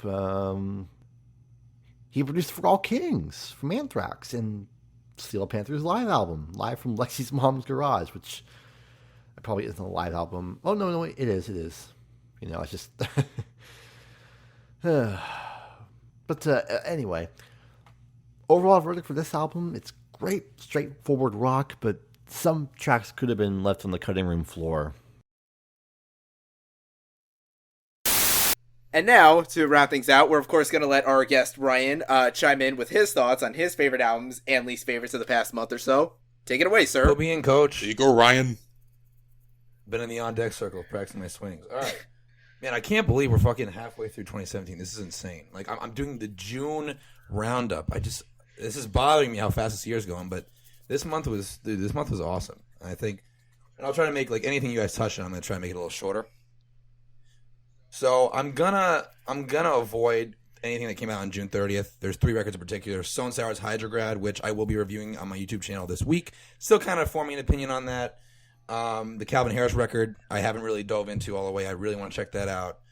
And what was the third one that came out on Friday? Of course, the Jay-Z record. Which, like Rob, I don't have Tidal.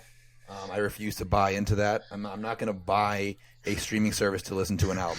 I don't understand that at all. Yeah. I think I heard it might come. Like, I think I heard it might come to Apple Music or Spotify like the next week or. Oh, it will. Life of Pablo did. 444 will. If there's an opportunity to make $1 there, like, you know what I mean? It doesn't make sense. Yeah. Once you have that initial explosion of Tidal subscribers that he got from this, there's no point in holding it back from any distributor that you can use. That's at least what I think. I honestly think Tidal is just setting themselves up for an acquisition. Like, I really don't think like it's going to be a 3-pronged competition for streaming services in like the next 5 years. I really don't. Like, I don't know anybody who uses Tidal over Apple Music or Spotify. Do you guys? Nope, Spotify all the way. Yeah, I use Spotify. There we go. The choir has spoken. Is that a phrase?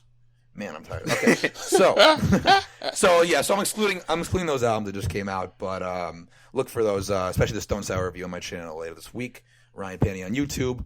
Shameless plug. All right, so favorite records of this month.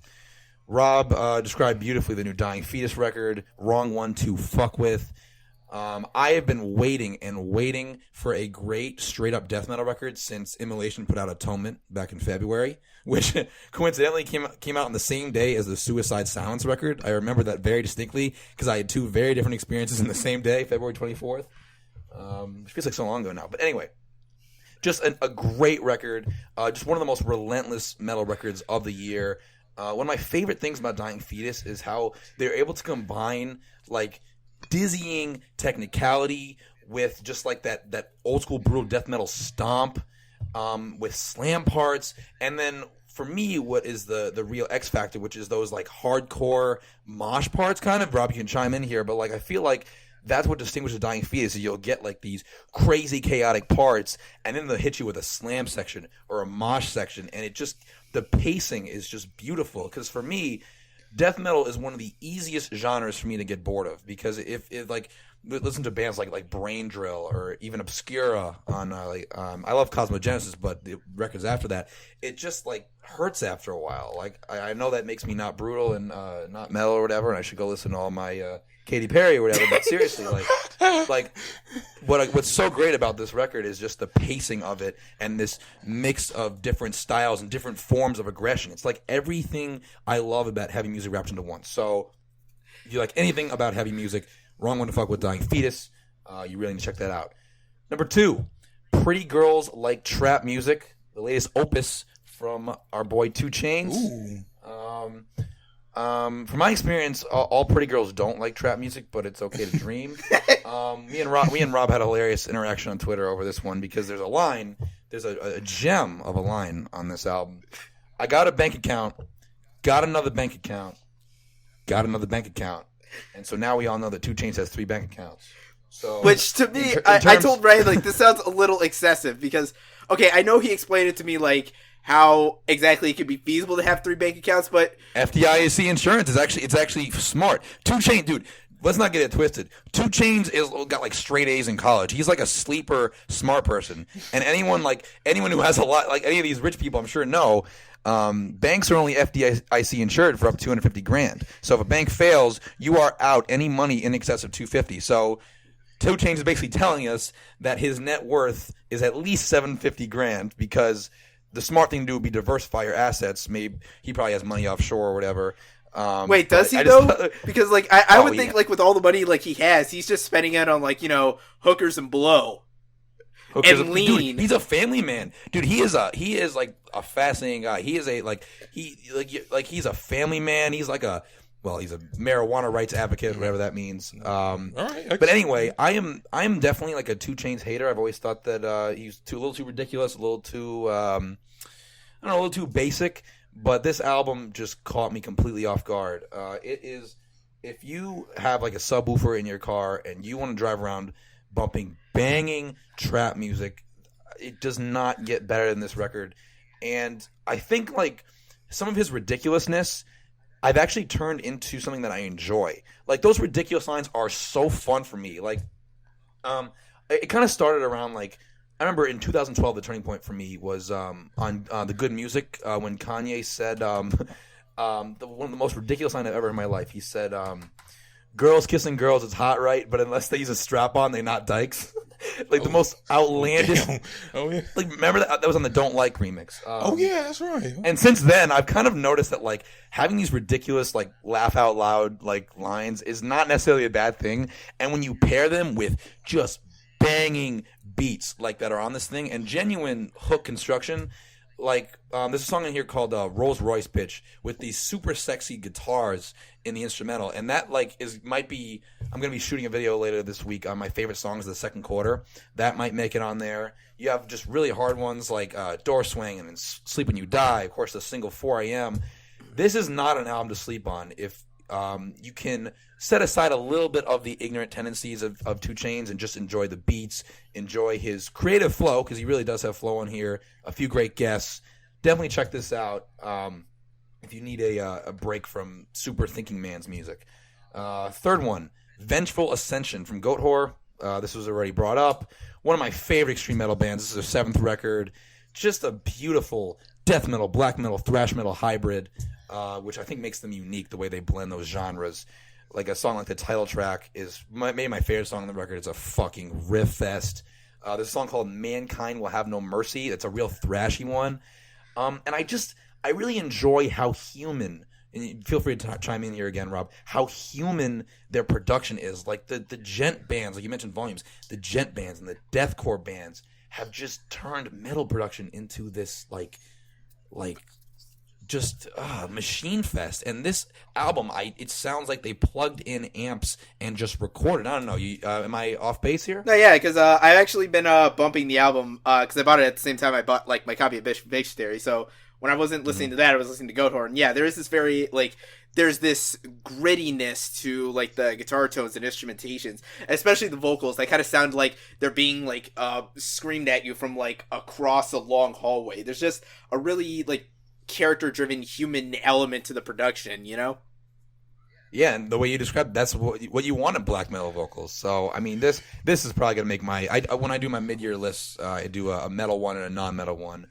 Pretty safe to say this is on the metal one.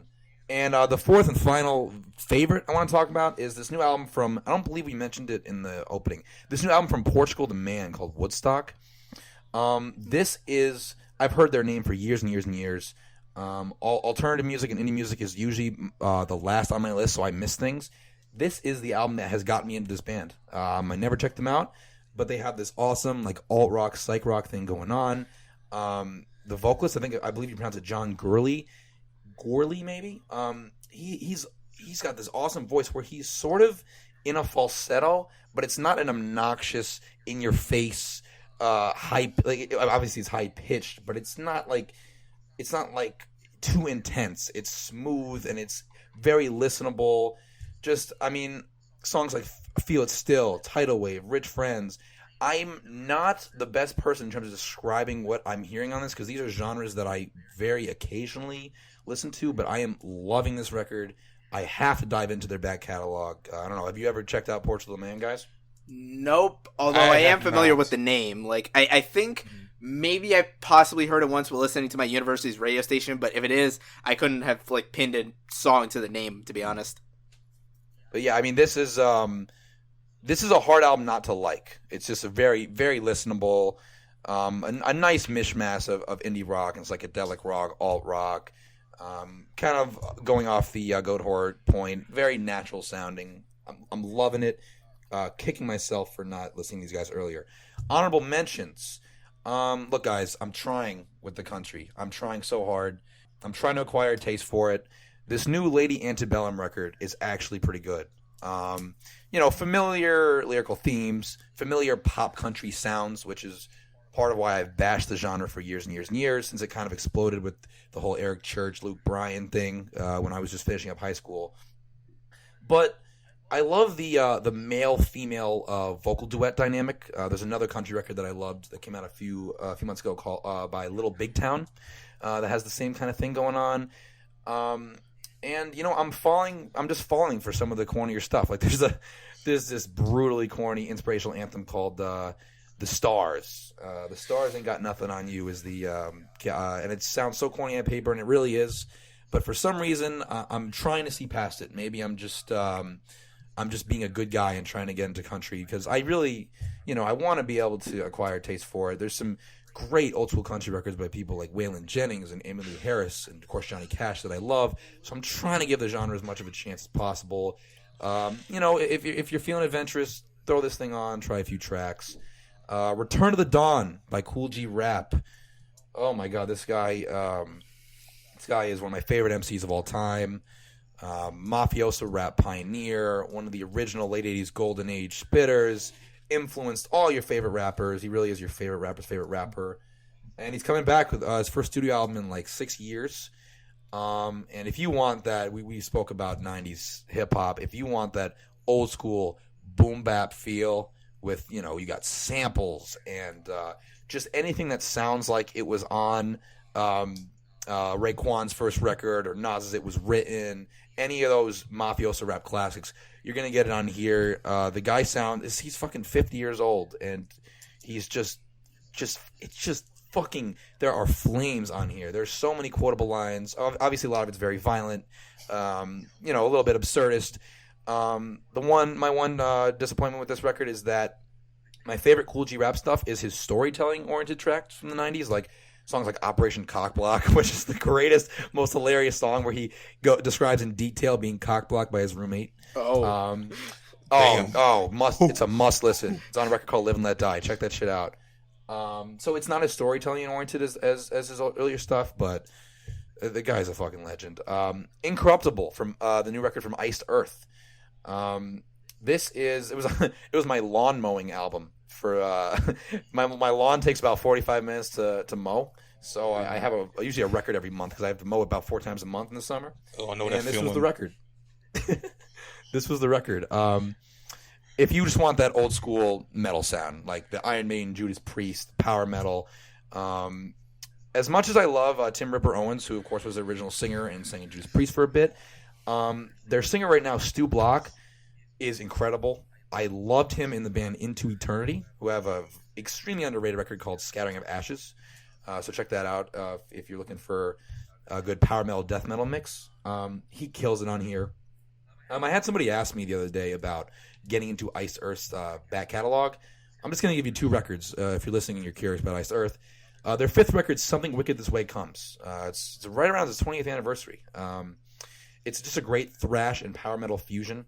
It's like if you wanted Halloween and Hammerfall to have a lot more aggression and a lot more technicality. And on that record, they also bring it down with some beautiful sweeping ballads. And then if you want earlier Iced Earth, their second record, Night of the Storm Rider. Fun fact about that record, it was actually recorded at Morrisound Studios, which is where, all the legendary Florida death metal records were recorded, and right by Rob's neck of the woods. Nice. But this is not. There's nothing death metal-y about it. It's just a real crisp, just riff fest. John Schaefer is just one of the best riff writers in the history of metal. So yeah, if you're looking for that old school metal vibe, the new Iced Earth is great.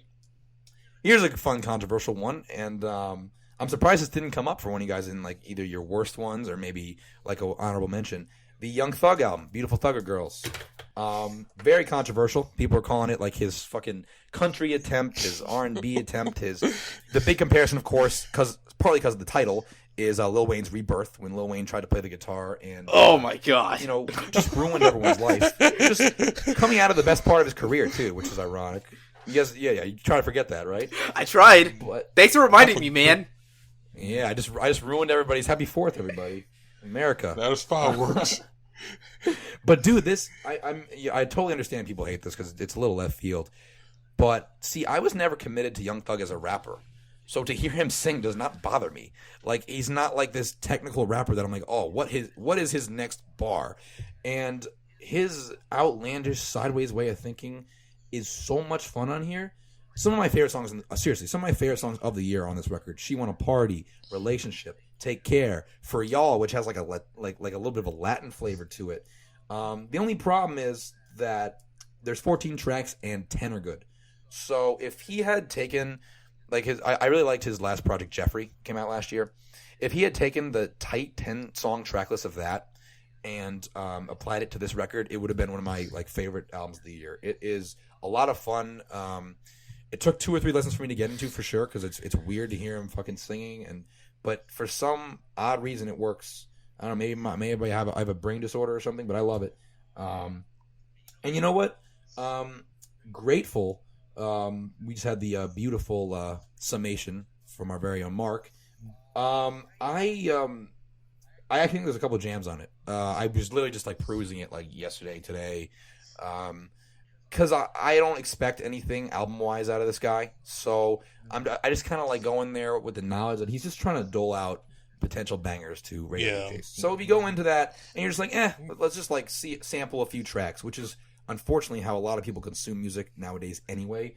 I thought the Calvin Harris Travis Scott song "Don't Quit" was awesome. The one with Young Thug feature Rick Ross, 2 Chainz, whatever. I actually thought that was okay. And I'm probably not going to return to them at all. But I just, morbid curiosity. And I do want to give a shout out to a song. All Time Low put out a new record called Last Young Renegade. And it was pretty. My review on YouTube was very mixed because it's the same shit, and I'm kind of outgrowing that whole pop punk thing. It really hasn't evolved much.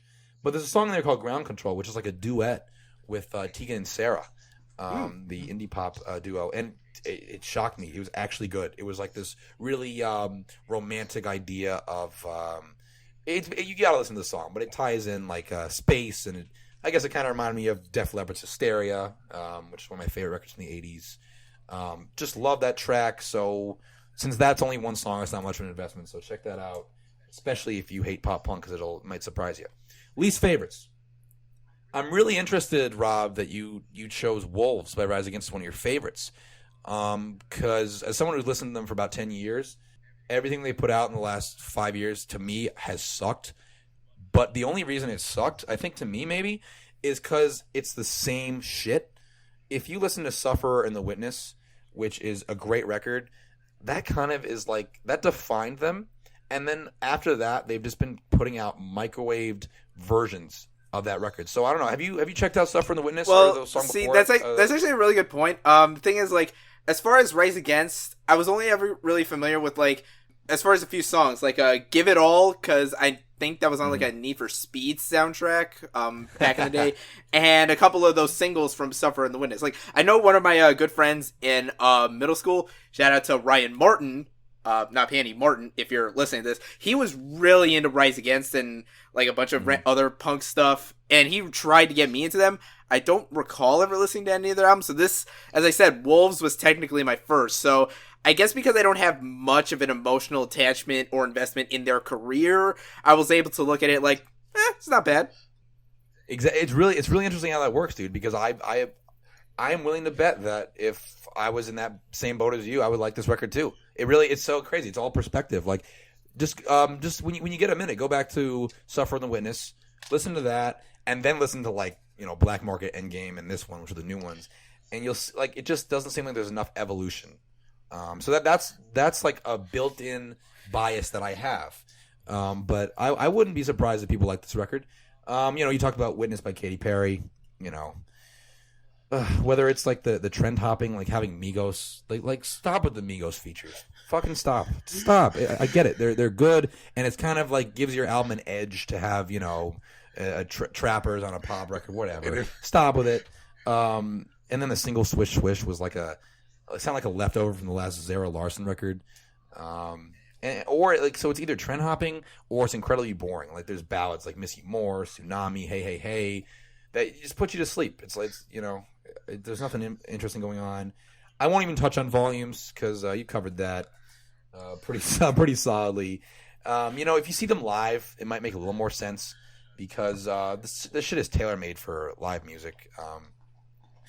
It's people jump up and down and they do that like dorky little like head bop, which I can't pantomime it because we're like there's no video, but it works live, but it's pretty corny to me on record. And then the Imagine Dragons record, which you mentioned. I'm writing my review as we speak. It's actually going to be a mixed review, but I do want to, I guess, chastise them a little bit for just having these really repetitive choruses. The way they construct their choruses, it must take 5 minutes because they take the song title and just repeat the living shit out of it with the same melody too. It's so fucking boring. And the thing is that there was a lot of talk before this record came out about there's a lot of emotion behind it because the lead singer Dan Reynolds went through a tough time. There is a lot of like general angst, but there's not enough personal shit to like be able to draw anything out of it and relate to it. It's just like you can kind of surmise that he's upset, which, you know, good for him. I get upset sometimes too. So I guess my very last thing, it's a question to you guys. Can anybody explain the fucking hype behind Royal Blood? I don't understand it. If you guys have any insight, please provide it. I have none. That's Royal Blood is one of those blank spots in my musical field of vision.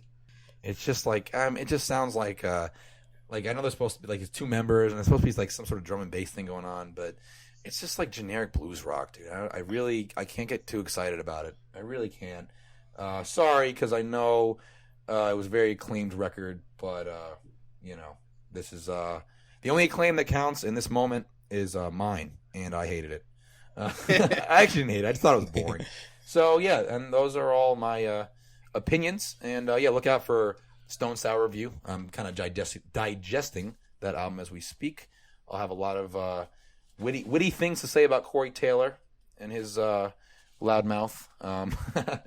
But yeah, thanks so much for having me on, guys. This is so much fun. This is a great album for music, man. Or sorry, great month for music. Great month for albums. Yeah. You know, now that you mentioned it, I have a sudden craving for KFC. Okay, so just real quick for the sign out. There's actually one album honorable mention that I actually did forget to bring up on my end. A little bit of a hidden gem. I'm not sure how many people were paying attention to it. That is the self-titled debut from new Relapse signees XI. This really great prog metal record.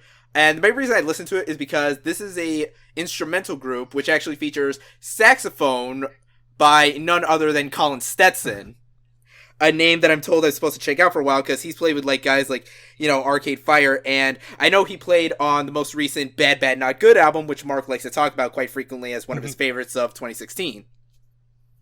So for my first exposure to the Stetson oeuvre, I'm intrigued. I kind of like the way the saxophone accentuates a lot of the atmospheric, proggy, occasionally at times black metal-ish kind of digressions. So I kind of have to check out more of his stuff once I get a chance. But yeah, that's... Oh, they're on Relapse too, huh? Yep. Relapse is killing it with the new records this month, huh? Pretty much. So yeah, that about does it for this month's edition of the monthly roundup. So quick sign out before we get the hell out of here. I know you already plugged one of your shows, but Ryan, where can the people find you on the internets? Good people of the internets. Social media at Ryan Panny Music, RyanPanny Music. RyanPannyMusic.com is the written blog, and Ryan Panny on YouTube is the video one, if you can stand looking at my mug. It's a lot of fun. Weekly uploads on both sites, and if you want to troll me, Twitter is definitely the spot. Okay. Mark, what about you? Well, you can find me on Twitter at Mac2HybridMedia. And of course, also find me on my site, the Hybrid One at thehybrid1.com. Also, yeah, I got a lot of shit coming this week as you guessed already.